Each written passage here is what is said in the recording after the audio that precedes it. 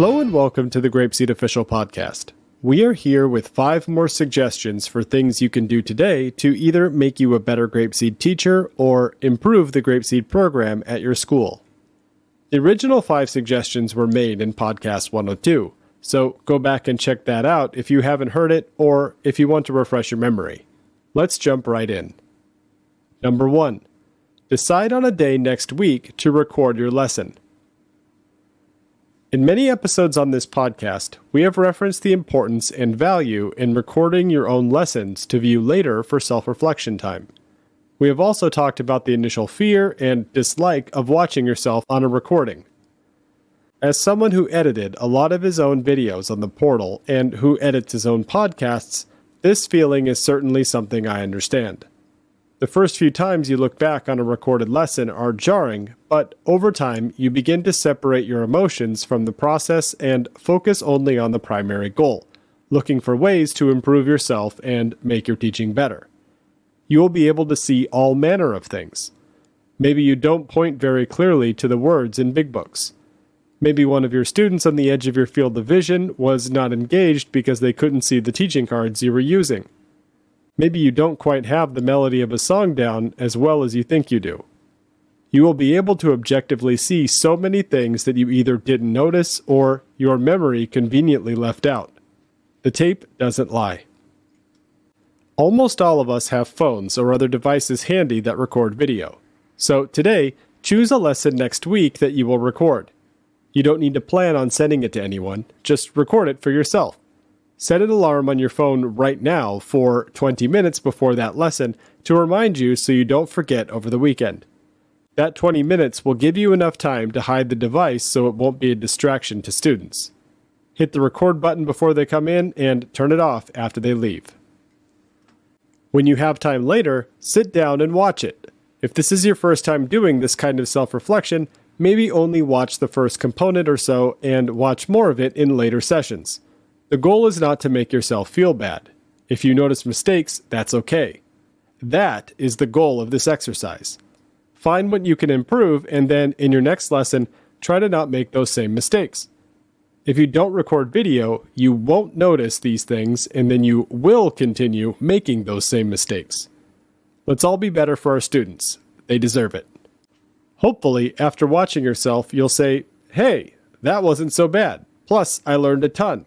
If you have any big breakthroughs, keep a record for yourself, but also send an email into this show at mailcarrier@grapeseed.com. I would love to hear about any success stories, no matter how minor. But just like diet and exercise, getting started is the hardest part.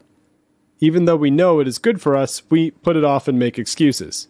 Today, you're going to change that by choosing a lesson next week that you will record. So pause this podcast now and choose. Just continue listening to the other suggestions after you have made your plans. Number 2, start preparing to teach the next unit. Spring is almost here, meaning that in a lot of GrapeSEED countries, a new school year is right around the corner. And that can come with new classes full of student names to learn, as well as new units to prepare to teach. No matter where you are, it is always good to get a head start on preparing to teach the next unit or set of units you will be responsible for.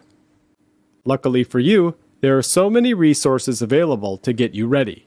You probably already know about the audio and video files on the portal, as well as the scanned versions of the teaching cards and teacher manual. I'd like to focus today on a couple lesser-known resources. The first is the lesson preparation pages, found in the lesson planning tab of each unit on the portal. These are very valuable to print out and keep with the lesson plans themselves. The main purpose of these is to give you guidance after you teach a lesson on what you will need to be successful in your next lesson. So, before you teach lesson 1, you read through the lesson prep page for it.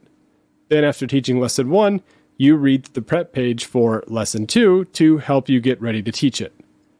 For every lesson in the unit, these prep pages detail a variety of things. You can find specific notes on things to prepare or props that will be needed in your next lesson. There will be ideas for how to modify some of the transitions for classrooms of a unique size. You can also find things to focus on during the lesson and reflection questions to ask yourself to help guide yourself to improving your effectiveness in the classroom. finally, they will tell you if a vocabulary card is paired with a different component in the next lesson.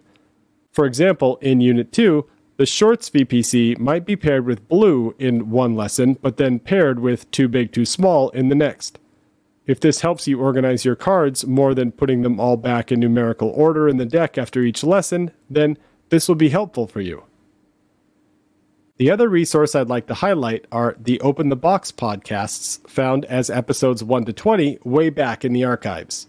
These are great to listen to after you have your components memorized and you've taken a look at the teacher manual to look at the learning objectives. These podcasts share practical tips to be effective as well as mistakes to watch out for. Check them out just before you begin to teach your new units, but after you have done the initial preparation necessary to be successful. Number 3, set a reasonable, achievable goal for yourself.